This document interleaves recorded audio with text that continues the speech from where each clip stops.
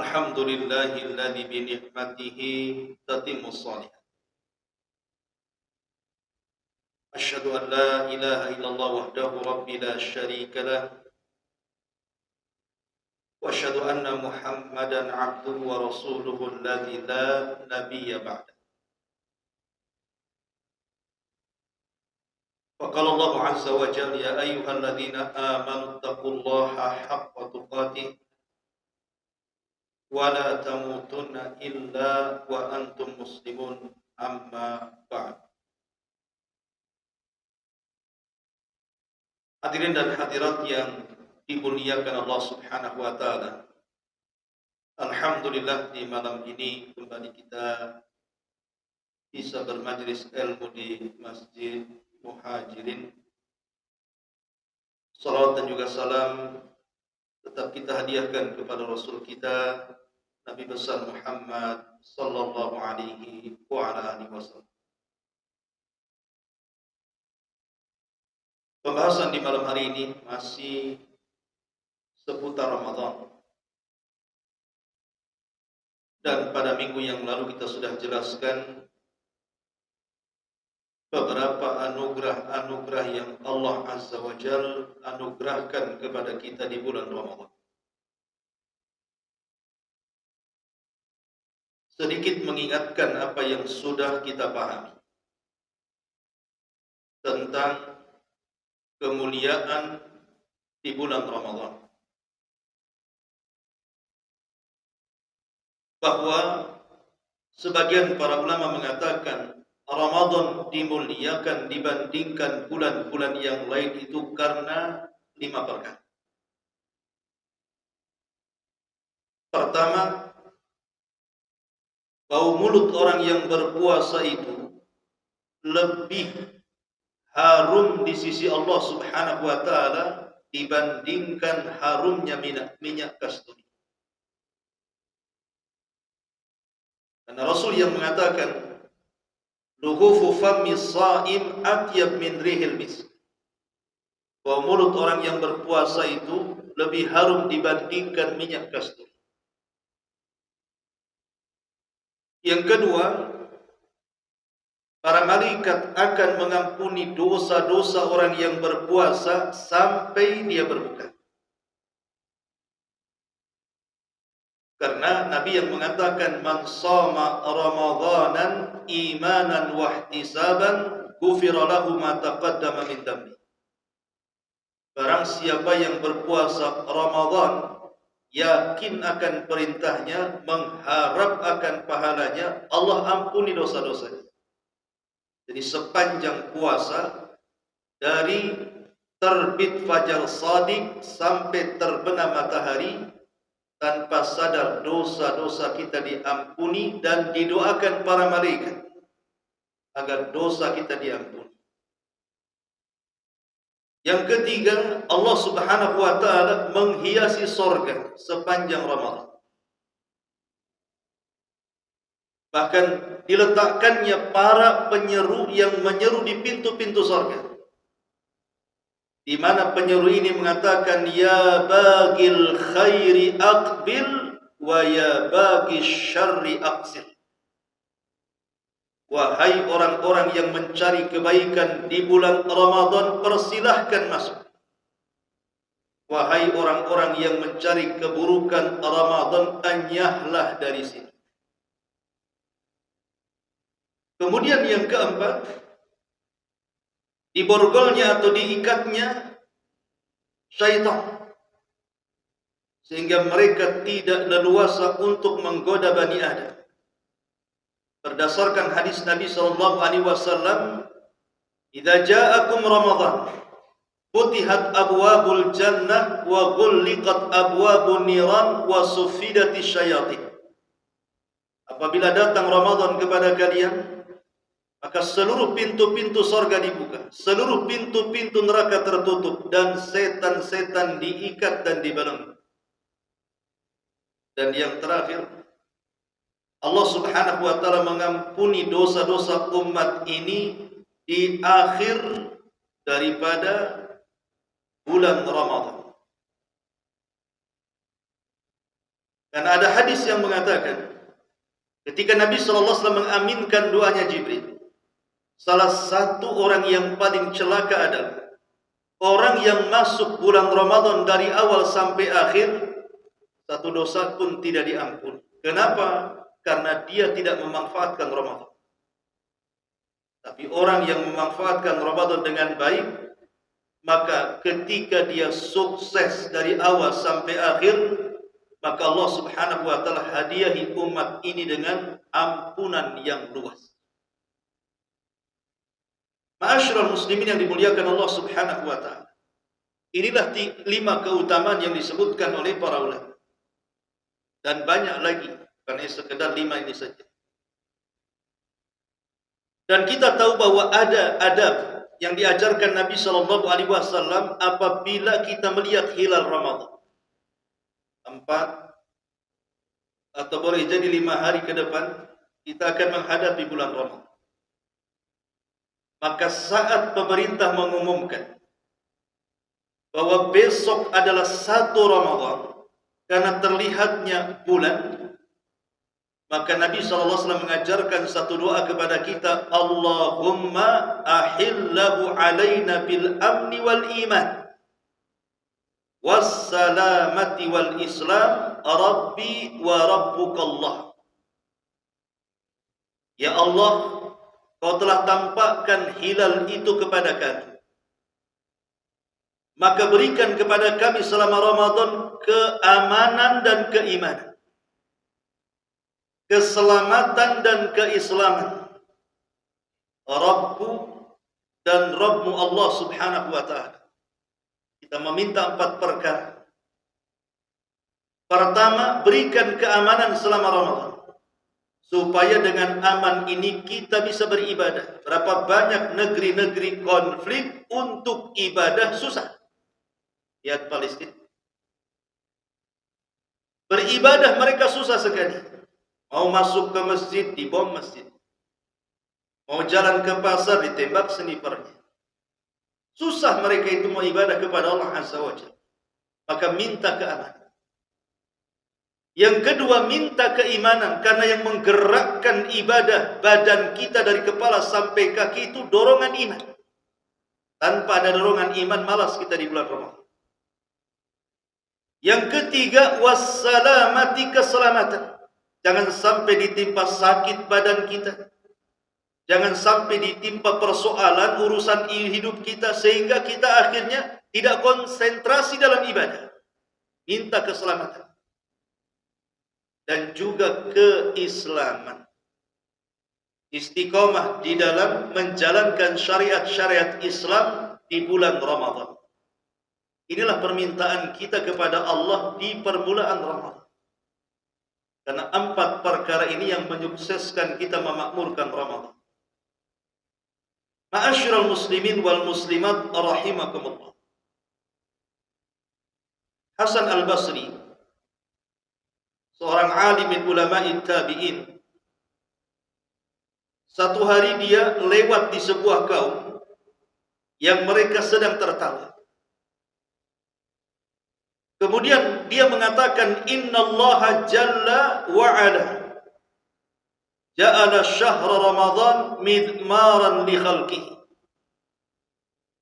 Kata Hasan al-Basri kepada orang-orang yang tertawa saat Ramadan, dia mengatakan, wahai orang-orang yang tertawa,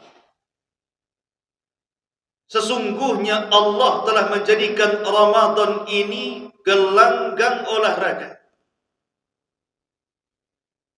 di mana orang-orang itu yatasabaquna fil khair, berlomba-lomba untuk mengejar kebaikan. Kenapa kalian tertawa? Ini Ramadan, tempat berlomba-lomba mengejar kebaikan. Yastabiquna fihi li ta'atihi, fasabaqa qaumun fafazu wa takhallafa qaumun fakhabu, fal ajabu kullal ajabi lidh-dhahikil la'ibi fil yaumil ladzi faza fihi sabiqun wa khaba fihi mubtilun. Kata dia, Ini bulan tempat berlomba-lomba mencari ketaatan kepada Allah Subhanahu wa taala. Maka ada kaum yang mereka berlomba-lomba di dalam sirkuit ibadah, kemudian mereka berhasil. Tetapi ada juga yang kemudian mereka berleha-leha, maka mereka pun binasa di bulan Ramadan. Maka sungguh heran di atas keheranan, kok masih ada yang tertawa main-main di hari ketika manusia berlomba-lomba untuk mengejar kemenangan. Begitulah nasihat Hasan Al-Basri kepada kita semuanya, bahwa Ramadan ini adalah sirkuit supaya kita ini bisa memenangkan perlombaan dan sampai finish kita sudah berhasil dengan keberhasilan yang gemilang. Ma'asyiral muslimin yang dimuliakan Allah Subhanahu wa taala. Makanya Ibnu Umar bin Khattab radhiyallahu an, apabila datang bulan Ramadan, beliau mentarhib, mengucapkan selamat kepada bulan Ramadan dan mengatakan marhaba bimadharina minadz-dzunub. Selamat datang bulan yang akan menggugurkan dosa-dosa kami, kata Umar. Jadi Umar begitu senang dengan kedatangan Ramadan. Selamat datang wahai Ramadan. Dengan kedatanganmu dosa-dosa kami akan tergugurkan. Begitulah para salafun saleh berfikir tentang kedatangan Ramadan. Mereka sangat bahagia luar biasa. Sampai-sampai Ahnaf ibn Qais rahimahullah ta'ala, usia dia sudah tua, sudah renta. Secara fisik mungkin sudah tidak kuat lagi lah dia berjalan apalagi puasa. Tapi dia memaksakan puasa. Kemudian dikatakan kepada Ahnaf ibn Qais, innaka syaikhun kabir wa inna siyama yud'ifuka ya syekh. Wahai syekh, kau ini orang tua yang sudah renta. Puasa itu bisa melemahkan engkau. Engkau punya ruksa untuk tidak puasa. Faqala, maka dia mengatakan, inni u'idduhu lis-safarin tawilin was-sabru ala ta'atillahi ahwan minas sabri ala adab. Apa kata Ahnaf ibn Qais? Bukan begitu wahai fulan. Kenapa aku terus berpuasa walaupun usiaku sudah tua renta? Karena puasaku untuk kujadikan persiapan dalam rangka perjalanan yang jauh. Dan sabar di atas ketaatan itu lebih ringan bagiku dibandingkan sabar di atas adab Allah Subhanahu wa ta'ala. Begitu mereka. Makanya kenapa kalau seandainya orang-orang yang hanya fokus beribadah di bulan Ramadan sampai luar Ramadan kemudian melemah lagi, ulama mengatakan bi'sal kaum la ya'rifuna lillahi haqqa illa fi Ramadan. Seburuk-buruk kaum yang hanya mengenal Tuhannya di bulan Ramadan. Tetapi kalau sudah keluar Ramadan, balik lagi tidak kenal siapa Tuhan. Ma'asyiral muslimin wal muslimat rahimani wa rahimakumullah. Ramadan ini mengumpulkan rukun-rukun Islam kepada kita. Seluruh rukun Islam itu ada di bulan Ramadan. Kita bisa memperbanyak syahadat, kita bisa memperbanyak salat, kita bisa memperbanyak puasa karena Ramadan adalah bulan puasa, termasuk juga kita bisa mengeluarkan zakat. Macam mana dengan haji? Bukankah haji itu tidak dilakukan di bulan Ramadan, hanya dilakukan di bulan Dzulhijjah tanggal 8 sampai 13? Maka kita katakan bahwa ada hadis yang mengatakan al-umratu fi Ramadan ta'dilu hajjata ma'i. Umrah di bulan Ramadan sebanding dengan haji bersamaku, katanya. Artinya walaupun secara fisik kita tidak bisa haji, tetapi secara pahala kita bisa mendapatkan pahala haji. Bahkan haji bersama Nabi lagi. Ketika kita mampu umrah. Ma'asyiral muslimin yang dimuliakan Allah Azza wa Jalla. Ingat ayat yang sudah kita bahas pada minggu yang lalu. Al-Baqarah 183 itu. Allah Subhanahu wa taala mengatakan, ya ayyuhalladzina amanu kutiba alaikumusiyam kama kutiba 'alal ladzina min qablikum la'allakum tattaqun.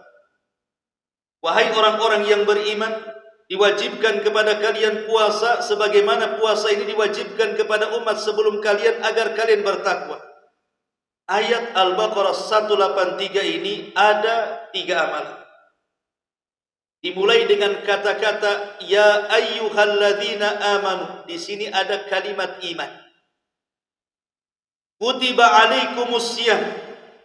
Diwajibkan kepada kalian siam puasa. Yang kedua, di sini ada perintah siam puasa.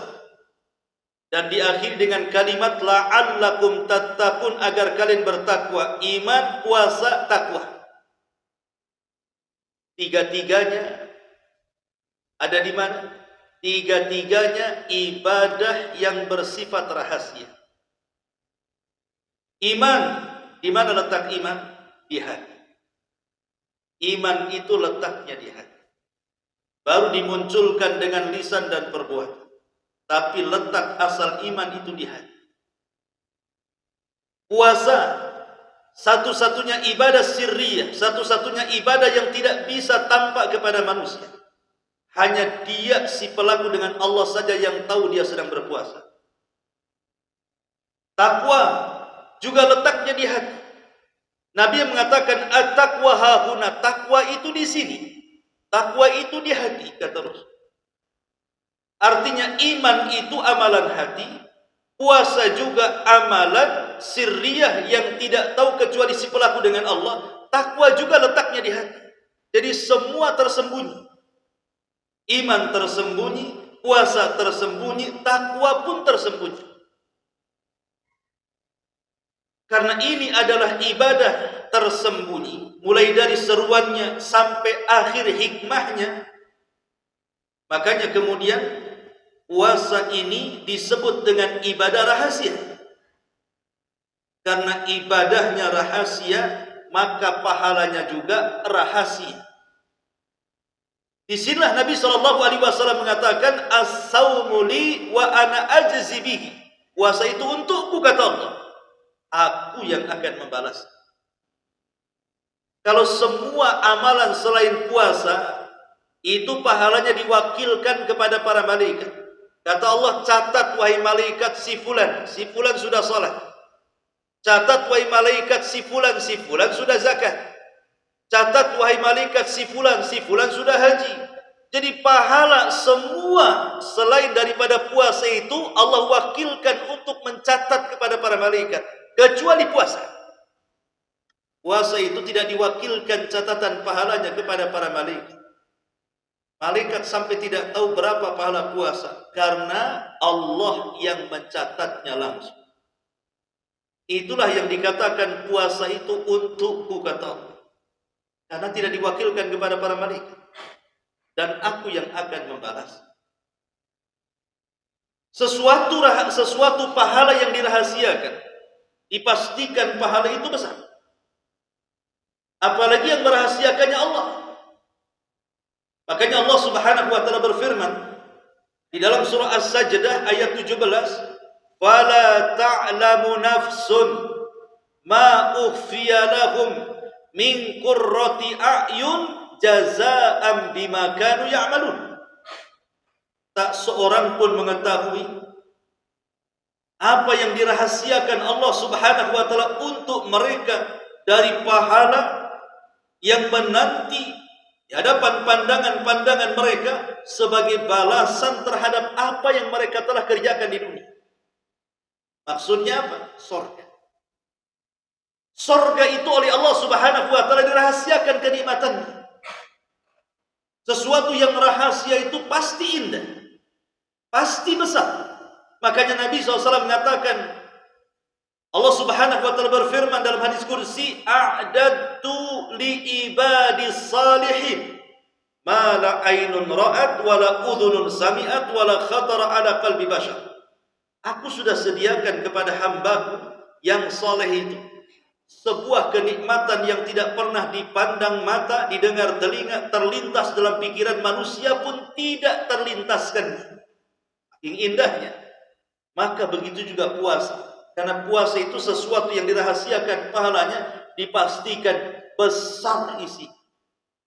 Apalagi sudah saya jelaskan minggu yang lalu, satu-satunya ibadah yang tidak akan dirampas pahalanya oleh siapapun kecuali puasa.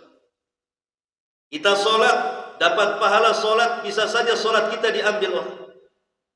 Kita haji, dapat pahala haji, boleh jadi pahala haji kita diambil orang. Kita zakat, dapat pahala zakat, boleh jadi pahala zakat kita ini dicuri orang. Tapi siapa yang bisa mencuri pahala puasa? Tidak ada. Karena pahala ini dipegang oleh Allah Subhanahu wa ta'ala. Jadi di padang mahsyar nanti, di sebuah tempat namanya Qantarah, ketika ada orang-orang yang pernah dizolimi oleh kita di dunia, entah jiwanya kita cabut, entah badannya kita sakiti, entah kehormatannya kita gibahi, dan begitu seterusnya, kita rampas haknya. Mereka akan menuntut pada hari kiamat itu. Mana pahala salatmu? Kamu sudah menyakiti aku. Mana pahala hajimu? Kamu sudah membunuh aku. Mana pahala zakatmu? Kamu sudah menghina dirimu. Mana pahala birrul walidain? Kamu sudah mengambil hakku, dan begitu seterusnya. Akhirnya dia kasihlah tuh pahala-pahala itu. Tapi ketika mereka meminta pahala puasa, Allah tidak kasih. Mana pahala puasamu? Kata Allah, tidak bisa. Puasa untuk, puasa milik, dia tidak bisa dibagikan. Makanya sering saya katakan, amalan yang paling banyak memasukkan orang ke surga itu puasa. Karena pahalanya tidak bisa diambil orang. Makanya ini kesempatan besar bagi kita memperbaiki puasa kita. Karena puasa diawali dengan iman, dan iman itu letaknya di hati. Puasa sendiri amalan rahasia, takwa juga ada di hati. Maka inti daripada puasa adalah menghasilkan kebersihan hati. Dan amalan yang paling tinggi dalam hati itu adalah keikhlasan. Makanya puasa itu melahirkan ikhlas. Itu pahala yang, amalan yang paling besar dari amalan puasa itu melahirkan keikhlasan. Ma'asyiral muslimin yang dimuliakan Allah Subhanahu wa ta'ala, masalahnya, saya teringat sebuah riwayat saat Ibnu Umar dan ayahnya Umar Ibnul Khattab sedang duduk di Gunung Arafah, di Bukit Arafah, di masa kekhilafan Umar bin Khattab radhiyallahu anhu. Jadi Ibnu Umar itu merasa takjub betapa banyaknya manusia berkumpul di padang Arafah saat haji. Dari mana-mana negeri tumpuk, tidak diundang pun mereka datang. Jadi Ibnu Umar mengatakan, ma aktsarul hujjaj ya abi, alangkah banyaknya orang yang haji ke tempat ini. Begitu banyaknya manusia yang berjubel di tempat ini. Tapi kata Umar bin Khattab radhiyallahu mengatakan, ya bunai, ar-raqbu katsirun wal hajju qalilun. Kata Umar, wahai anakku, ya betul, yang datang kemari itu memang banyak, tetapi yang benar-benar melaksanakan haji itu sedikit. Entah berapa juta yang datang ke Mekah itu, yang diterima hajinya itu tak banyak. Begitu juga dengan Ramadan. Kalau datang Ramadan semua berpuasa. Yang tidak sholat pun puasa. Preman-preman pun puasa, tobat. Tetapi apakah kemudian semua orang yang berpuasa sebanyak itu kalau bulan Ramadan diterima puasanya? Semua diterima puasanya? Boleh jadi seperti perkataan Umar kepada Ibnu Umar ketika melihat jemaah haji itu. Alangkah banyaknya orang yang menahan lapar, menahan dahaga, menahan syahwat, tapi sedikit yang berpuasa betulan. Itu yang kita khawatirkan. Ramainya orang berpuasa di bulan Ramadan itu hanya sekedar menggugurkan kewajiban tapi tidak mengejar pahala puasa itu sendiri. Padahal pahala itulah yang kita kejar. Ma'asyiral muslimin yang dimuliakan Allah Azza wa Jalla. Apalagi kalau ditinjau dari kesehatan. Kita tahu bahwa Nabi pernah mengatakan ma mala'a ibnu Adam wi'a syarran min batni. Dalam hadis Imam Tirmidzi dari Miqdam ibn Ma'di Karib, Rasul mengatakan, tidaklah anak cucu Adam memenuhi sesuatu tempat yang lebih buruk dibandingkan perutnya. Tidak ada sesuatu, tidak ada cucu dari anak Adam, kita-kita ini, yang memenuhi sesuatu yang paling buruk dalam badan kita ini melebihi perut kita.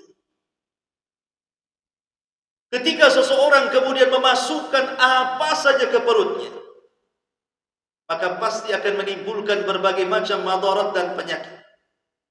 Itu sudah dipastikan. Makanya kenapa Allah membatasi dengan kalimat wa kulu washrabu wa la tusrifu, makan silahkan, minum silahkan, tapi jangan berlebihan. Apalagi makanan di zaman sekarang itu kan sumbernya kimia semua tuh. Makan buah ada kimianya, makan nasi ada kimianya. Hampir semua makanan. Artinya selama setahun perut kita ini dijejeli dengan kimia dan racun kan?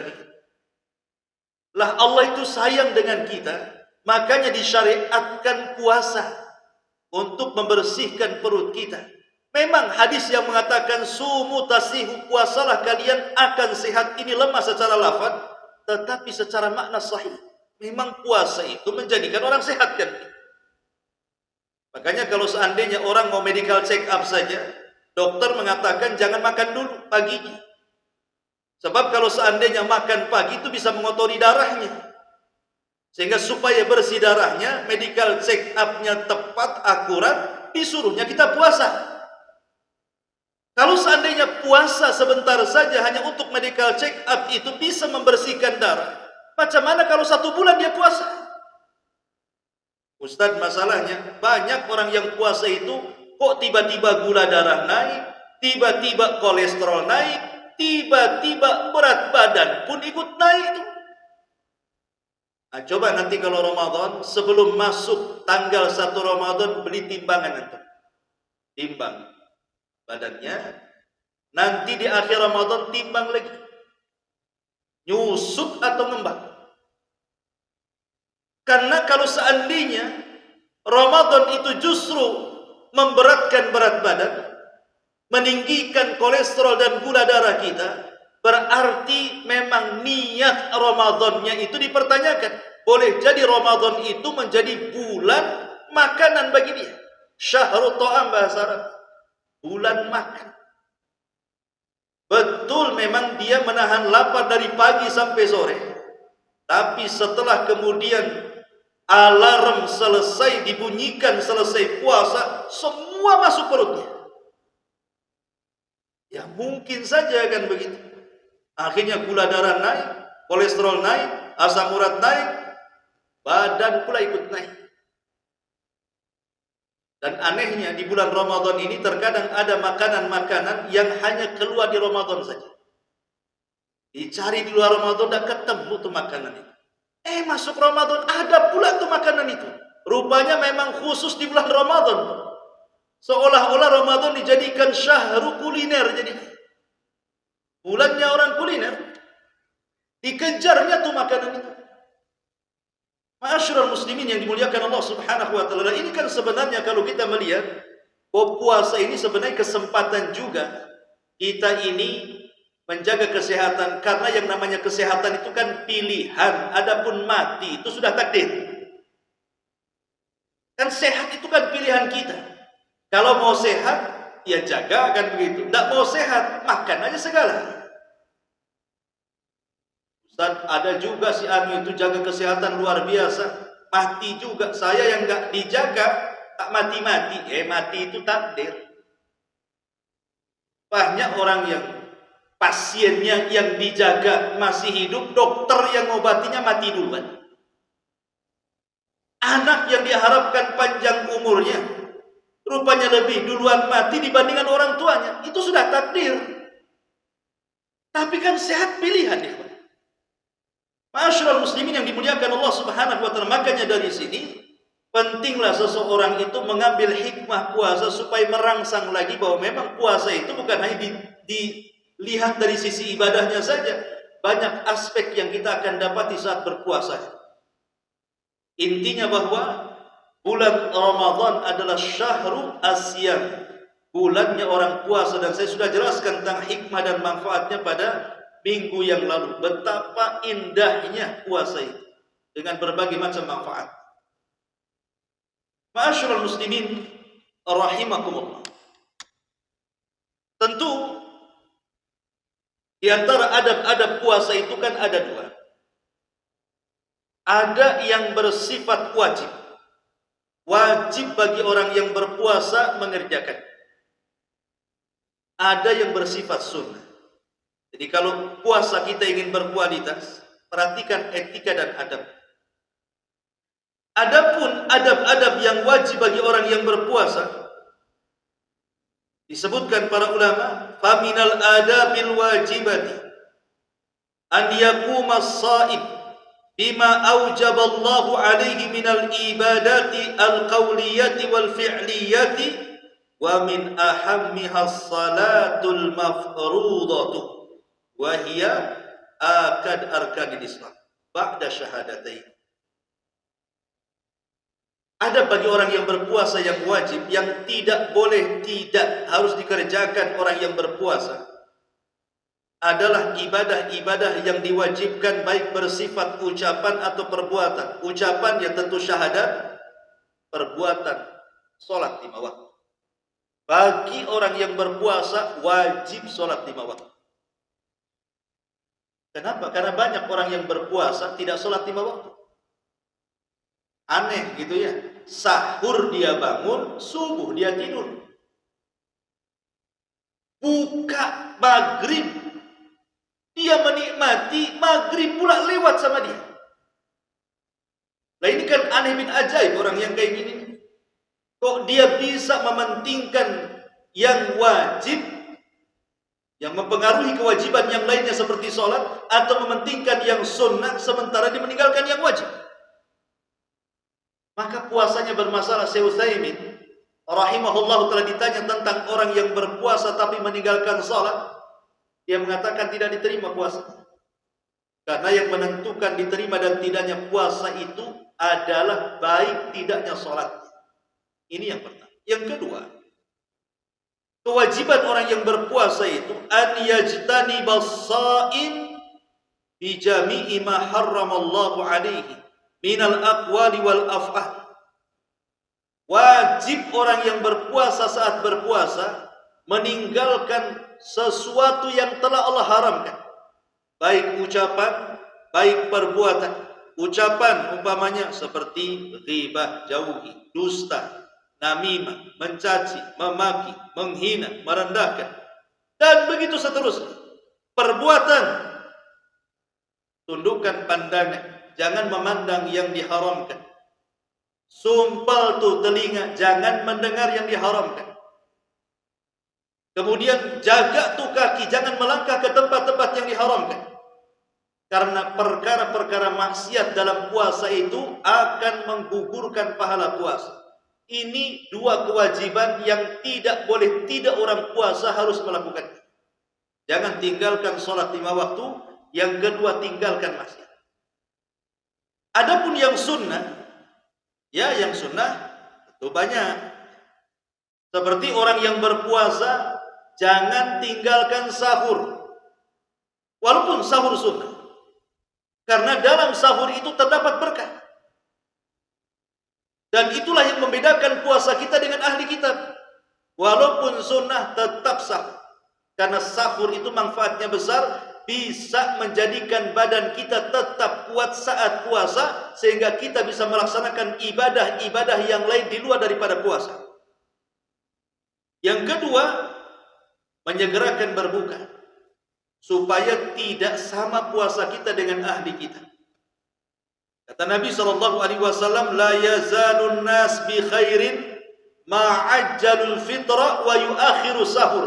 Umat ini akan senantiasa jaya, kata Rasul, ketika mereka menyegerakan berbuka dan mengakhirkan sahur.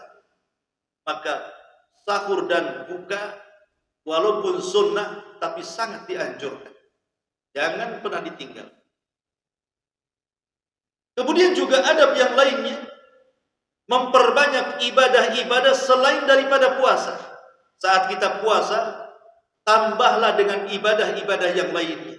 Pertama, salat tarawih. Sudah saya jelaskan, salat tarawih itu adalah ibadah yang sangat agung. Karena Nabi SAW tidak pernah meninggalkan tarawih. Bahkan istri-istrinya, bahkan sahabat-sahabatnya. Makanya sebagian ulama mengatakan salat tarawih itu sunnah muakkadah karena tidak pernah ditinggalkan Nabi. Dan salat tarawih itu adalah kebiasaan orang-orang saleh, perniagaan orang-orang yang beriman, amalan orang-orang yang sukses.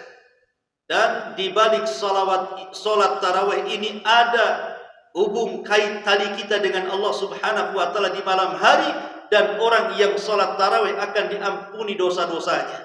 Man qama ramadanan imanan wa ihtisaban ghufira lahu ma taqaddama min dhanbi. Siapa yang salat tarawih yakin dengan perintah, mengharap pahalanya, maka Allah akan ampuni dosa-dosanya.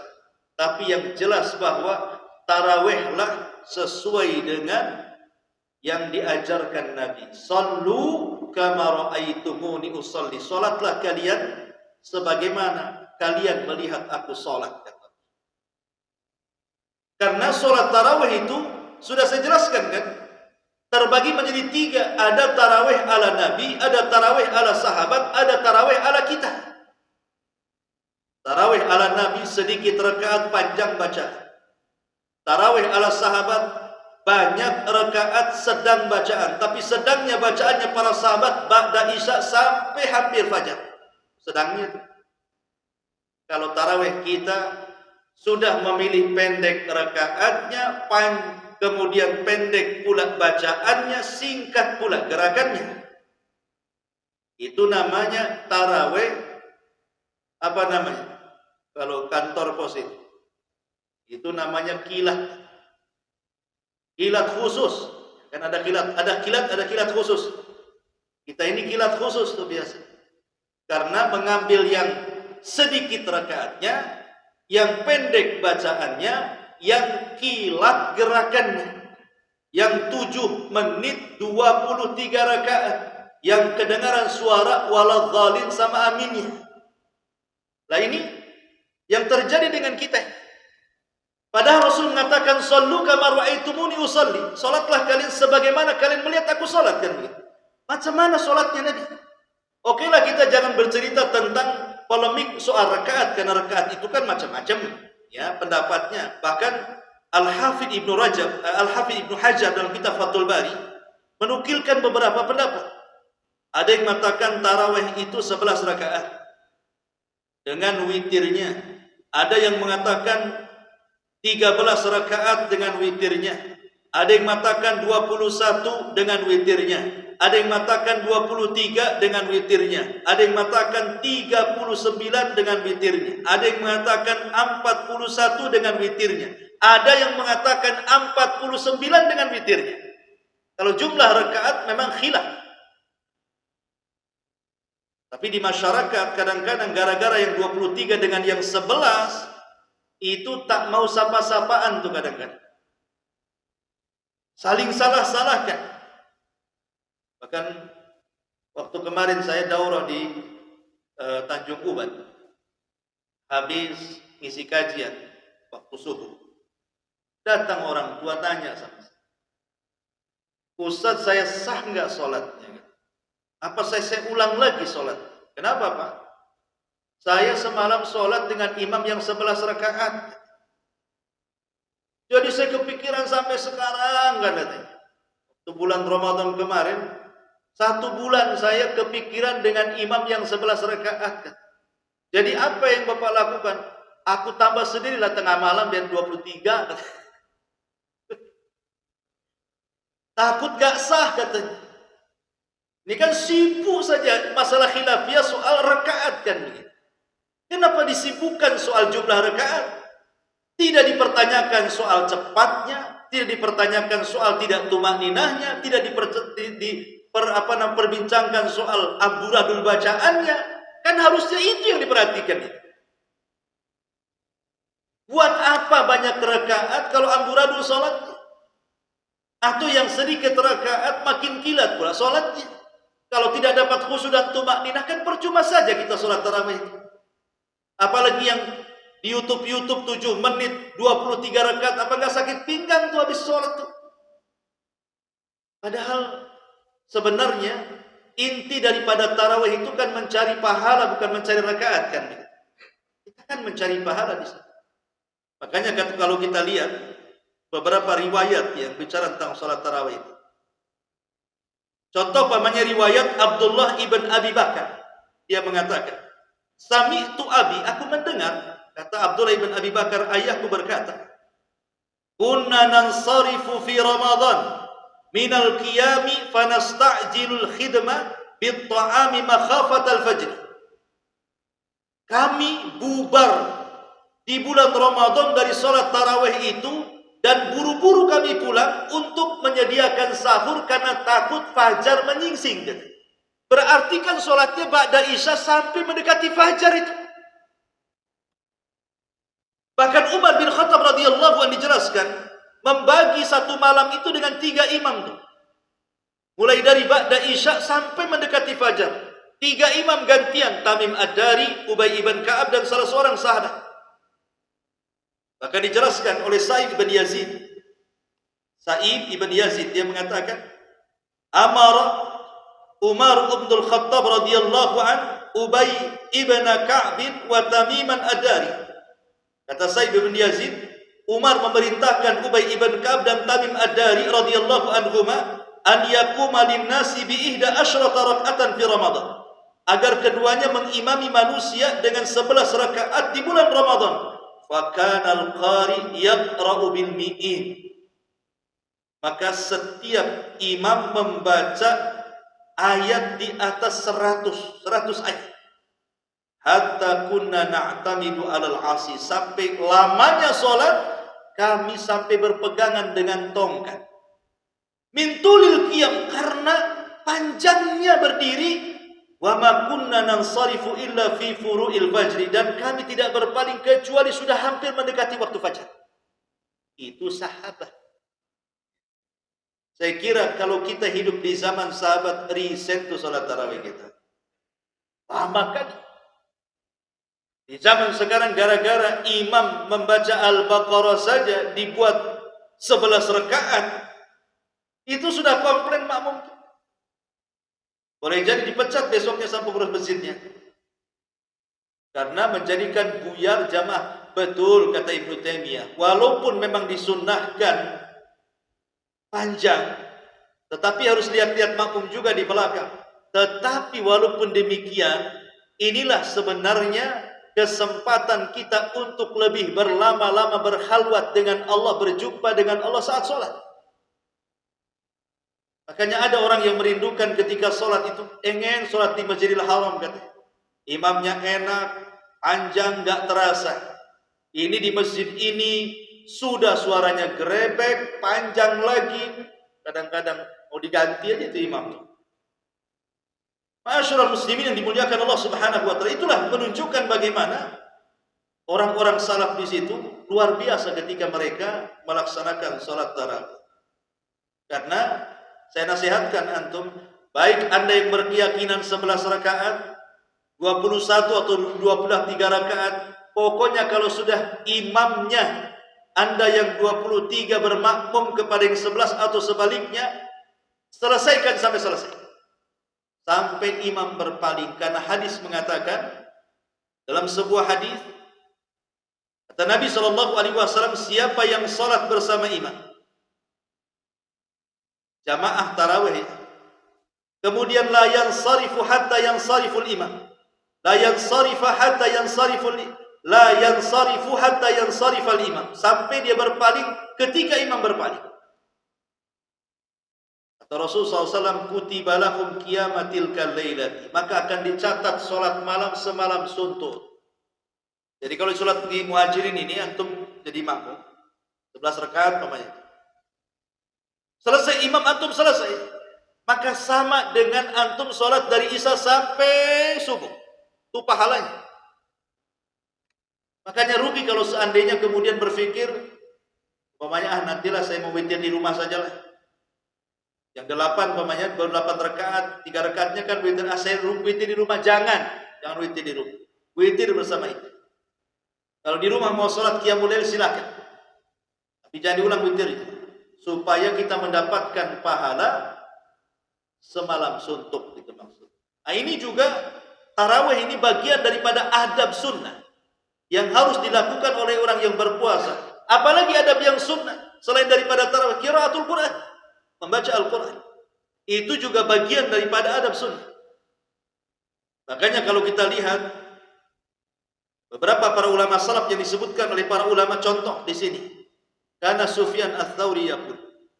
Sufyan Ats-Tsauri berkata, apabila datang Ramadan, innama huwa it'amu ta'am wa qiraatul Quran. Hanya 2 amalan yang sangat difokuskan beliau. Memberi makan orang yang berpuasa dan memperbanyak baca Quran. Kata Sufyan Ats-Tsauri. Bahkan Imam Malik rahimahullahu taala, "Idza dakhala asy-syahr al-karim yatruk al-haditha wa mujalasata ahli al-ilmi."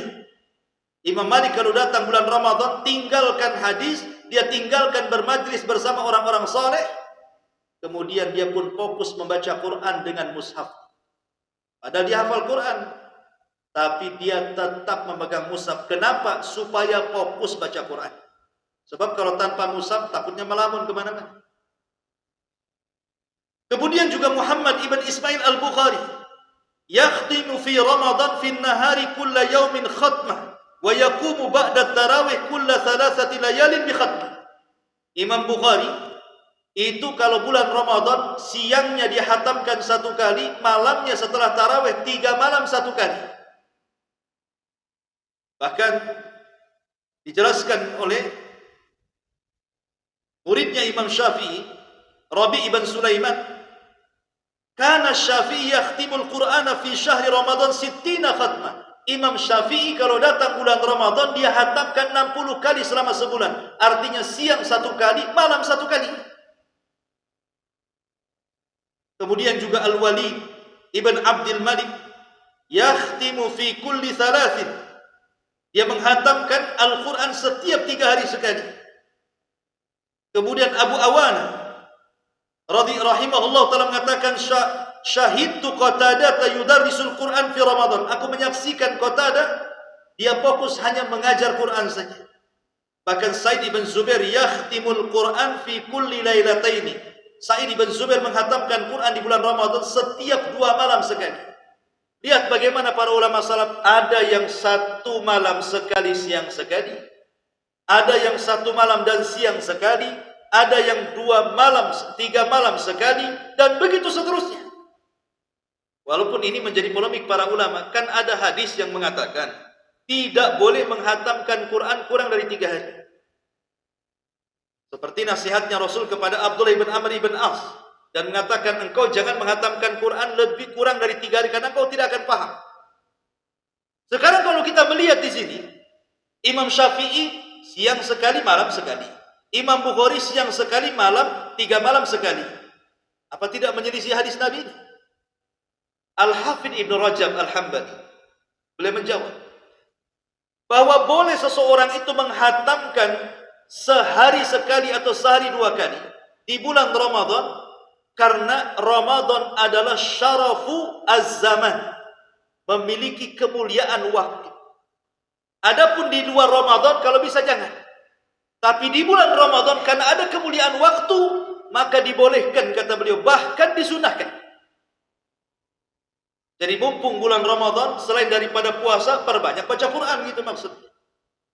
Dan sering saya bagi-bagi, orang terhadap Quran itu kan ada tiga. Ada yang mampu membaca lancar, ada yang tidak mampu membaca lancar, ada yang sama sekali tak bisa baca. Yang Allah anugerahkan bisa lancar, kejar hataman. Yang penting kuantitas, jangan pikir kualitas. Gak perlu kita baca tafsir, tadabbur Quran, nanti itu di luar Ramadan. Di dalam Ramadan, orang yang lancar baca Quran, targetnya hatam dengan tartib. Yang kedua, orang yang tidak bisa lancar bacaannya, baca saja. Jangan mikir hatam, baca saja. Karena walaupun dia tidak lancar baca Quran, tetap dapat 2 pahala. Walladzi yatata'ta'u fihi lahu ajran. Siapa yang tertatih-tatih bacaan Qur'annya, tetap dia paksa baca Quran, bagi dia 2 pahala. Pahala membaca Quran dan pahala kesungguhan dia membaca Quran. Bagi yang tidak bisa membaca, dengarkan. Dengarkan orang yang membaca Quran. Setel kaset dari awal Al-Baqarah sampai akhir daripada surah An-Nas, supaya dia juga mendengarkan sampai hatam juga Quran itu. Dan Rasul sallallahu alaihi wasallam pernah mengatakan kepada Ibnu Mas'ud, "Tolong bacakan kepadaku Quran." Kata Abdullah Ibnu Mas'ud, "Bagaimana aku akan baca Quran? Quran kan turun kepadamu, wahai Rasul." Kata Rasul, "Baca saja." Akhirnya dia pun baca, Rasul mendengarkan. Dan bahkan Jibril turun setiap Ramadan di malam hari kepada Rasul. Murojaah, kadang Jibril baca, Rasul yang mendengar, kadang Rasul yang baca, Jibril yang mendengar. Bagi yang tidak bisa membaca Quran, yang penting dengarkan. Karena ini bulan Quran, jangan sampai kemudian lemah membaca Quran. Kalau di bulan Quran kita lemah membaca Quran, di luar bulan Quran pasti malas baca Quran. Karena rangsangan baca Quran di bulan Ramadan itu luar biasa sebenarnya. Maka kejar hataman. Itu yang diwasiatkan para ulama, kejar hataman. Kalau bisa, ya sebulan 2 kali lah kita mampu. Kalau bisa. Kalau tidak bisa, ya sudahlah, ambillah sekali. Kalau tidak bisa juga, umpamanya kan, masa separuh Quran tidak bisa. Kalau tidak bisa, memang dia malas. Bukan tak mau menghatamkan Quran, malas. Intinya malas. Ma'asyiral muslimin yang dimuliakan Allah Subhanahu wa ta'ala. Apalagi adab-adab sunnah orang yang berpuasa, bersedekah. Bersedekah, perbanyak sedekah. Abdullah ibn Umar radhiyallahu anhu dikisahkan.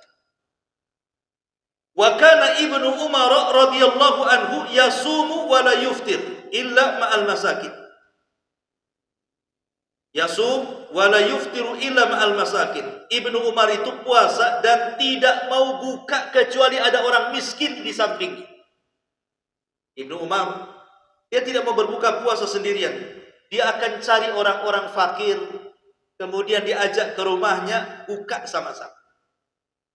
Karena Allah berikan rizki lapangan, rizki yang luas Ibnu Umar itu. Makanya sebelum waktu berbuka, dia keliling-keliling, cari orang-orang miskin, dibawa ke rumahnya, makan, diajak berbuka. Itu pekerjaan Ibnu Umar radhiyallahu anhu. Kemudian Hammad ibn Abi Sulaiman, Imam Hammad ma'ruf ulama, salaf ulama dunia. Yuftiru fi syahri Ramadan 50 rajulan kulla lailatin. Setiap bulan Ramadan dia undang 50 orang untuk makan iftar di rumah dia rame-rame. Begitu ulama salaf. Dia ajaknya orang, ayo makan-makan. Ma'asyiral muslimin yang dimuliakan Allah Azza wa Jalla. Bahkan Imam Syafi'i rahimahullahu ta'ala, dia mengatakan, sesungguhnya aku di bulan Ramadan ingin seperti Nabi. Apa yang dimaksud Imam Syafi'i ingin seperti Nabi? Iqtidaan bin Nabi, ingin mencontoh Nabi. Filju, dalam kedermawanan. Di mana Nabi SAW kalau di bulan Ramadan itu bertambah-tambah dermawannya. Apalagi ketika berjumpa dengan Jibril. Maka dia akan lebih lagi dermawannya, lebih daripada angin yang menghembus. Kata Imam Syafi'i, aku ingin seperti Nabi. Makanya Imam Syafi'i di biografinya kalau datang bulan Ramadan adalah imam yang paling dermawan di zaman. Karena iqtidaan ingin mencontoh Nabi SAW. Bahkan Abu Aswar al-Adawi, beliau mengatakan, kana rijalun min Bani Adi yusalluna fi hadzal masjid ma aftara ahadun minhum ala ta'amin qad wah. Dia mengatakan, dahulu ada kabilah dari Bani Adi, mereka sholat di masjid ini. Tidak ada satupun di antara mereka yang memakan makanan sedikit pun karena ketiadaan atau karena kefakiran mereka. Maka dia mengatakan, dia pun berusaha untuk membawa makanan ke masjid itu, kemudian membagi-bagi makanan saat mereka iftar. Dari sini ikhwatu fiddin muliakan Allah Azza wa Jal, sedekah di bulan Ramadan itu menjadi 3 tingkatan. Tingkatan yang pertama yang paling afdol adalah memberi makan orang yang berpuasa. Ini tingkatan yang paling afdol.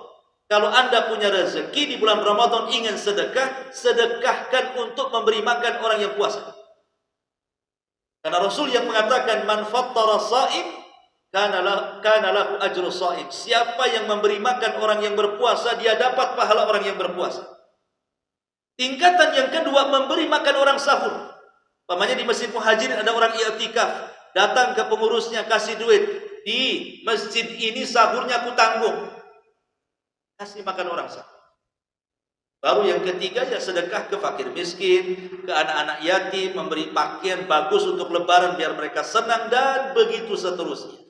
Ini bagian daripada sunnah bagi orang yang berpuasa adalah sedekah. Kemudian juga di antara sunnah orang yang berpuasa adalah itikaf. Dan kebiasaan itikaf Rasul itu kan di 10 akhir Ramadan. Sesuatu yang akhir itu sifatnya itu menentukan ya. Makanya ada istilah su'ul khotimah, ada istilah husnul khotimah. Ada yang baik akhirnya, ada yang buruk akhirnya. Lah i'tikaf ini bagian yang menentukan. Karena biasanya 10 akhir Ramadan itu sudah masuk kepada babak final. Karena sudah lewat penyisihan, sudah lewat semifinal, ini sudah finalnya masuk. Disinilah manusia-manusia akan terpilih siapa yang mendapatkan Lailatul Qadar dan siapa yang rugi tidak mendapatkannya. Sehingga Rasul mengatakan, faman hurima khairaha faqad hurim. Siapapun yang diharamkan mendapatkan Lailatul Qadar, selamanya diharamkan kebaikan bagi dia. Maka hanya dengan i'tikaf biasanya orang mendapatkan Lailatul Qadar itu. Karena ini finalnya di bulan Ramadan. Sesuatu yang akhir itu menentukan. Umur manusia akhir yang menentukan. 1 sampai 15 itu awal umur kita, 15 sampai 40 itu tengah umur kita, 40 sampai mati itulah akhir umur kita. Kalau di usia 40 sampai mati kita baik, insya Allah husnul khatimah. Kalau di usia 40 sampai mati kita jahat, dipastikan su'ul khatimah. Begitu juga bulan. Bulan ini kan terbagi menjadi 12 bulan. Kalau kita bagi 3, mulai daripada Muharram, Safar, Rabiul Awal, Rabiul Akhir. Ini 4 bulan pertama. Kemudian 4 bulan kedua ada Jumadil Awal, Jumadil Akhir, Rajab, Sya'ban. Kemudian ada yang terakhir dimulai dari Ramadan, Syawal, Dzulqa'dah, Dzulhijjah. Maka akhir daripada bulan-bulan setahun itu yang paling baik akhirnya. Karena di situ ada Ramadannya, di situ ada Dzulqa'dahnya bulan hurum, di situ ada Dzulhijjahnya bulan hurum. Di akhir 2 bulan hurum dan 1 Ramadan. Sesuatu yang akhir itu pasti mulia. Kalau kita melihat hari umpamanya, hari ketika Allah menciptakan langit dan bumi berapa hari? 6 hari. Dimulai hari Ahad, diakhiri hari Jumat. Kita bagi menjadi 3. Ahad, Senin itu awal. Selasa, Rabu itu tengah. Kamis, Jumat itu akhir. Kamis ada puasa Kamis, Jumat pemimpin hari. Oke, kita buat waktu malam. Ada awal malam, ada pertengahan malam, ada akhir malam. Maghrib sampai jam 10 awal malam. Jam 10 sampai jam 2 tengah malam. Jam 2 sampai subuh itu akhir malam. Yang paling mulia itu pasti akhirnya. Karena Rasul yang mengatakan yanzilu rabbuna ila sama'i dunya fi kulli thuluthil lailil akhir wa dzalika kulla lailatin.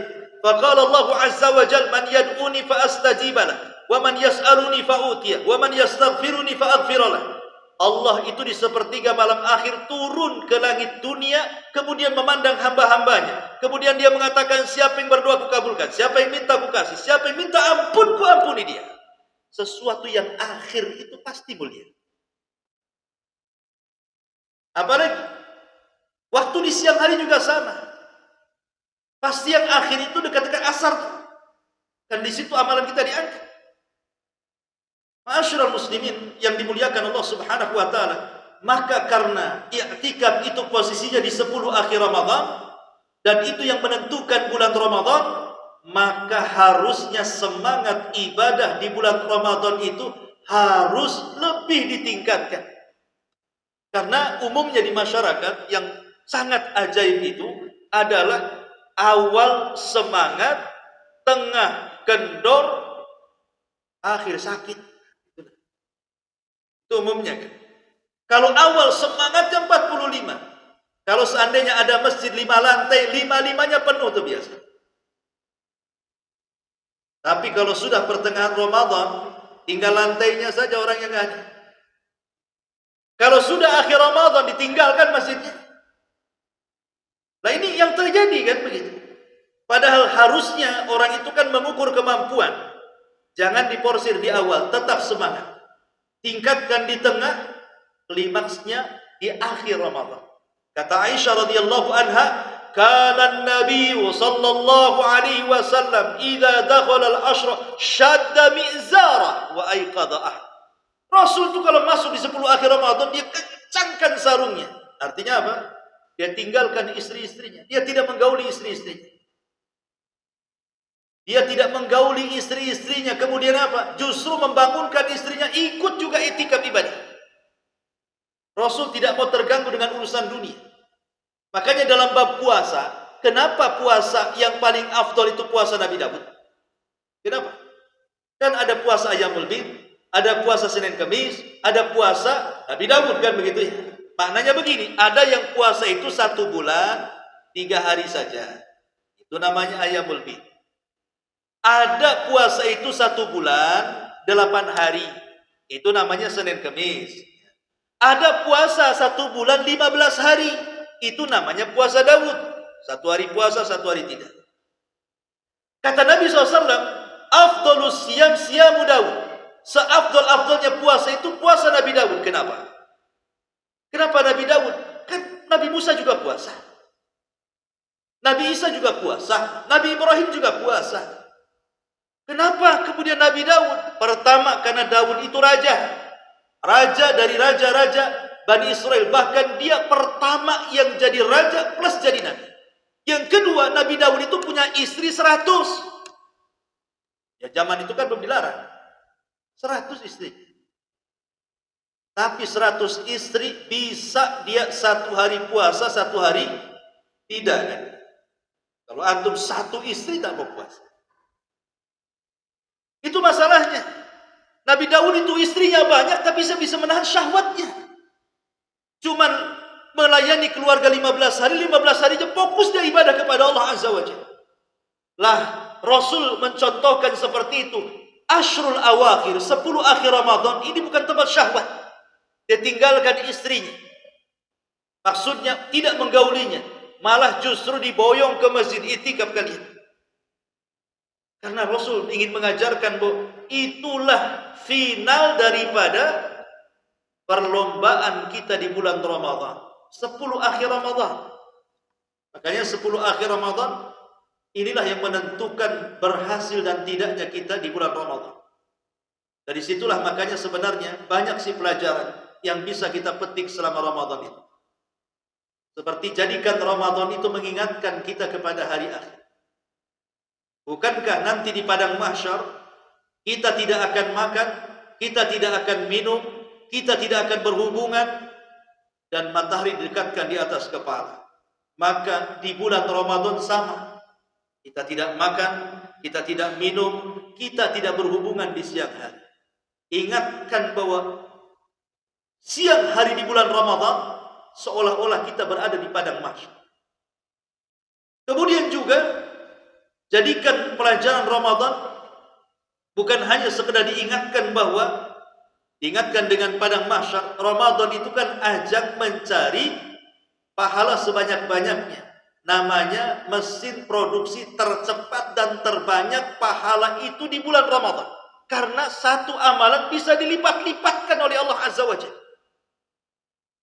Kata Hafidz Ibnu Rajab, ada dua perkara yang bisa dijadikan oleh kita mesin tercepat memproduksi pahala. Pertama, sarafuz zaman, yang kedua saraful makan. Pertama, kemuliaan tempat Mekah. Itu mesin produksi pahala tercepat. Satu kali sholat sama dengan 100.000 kali sholat.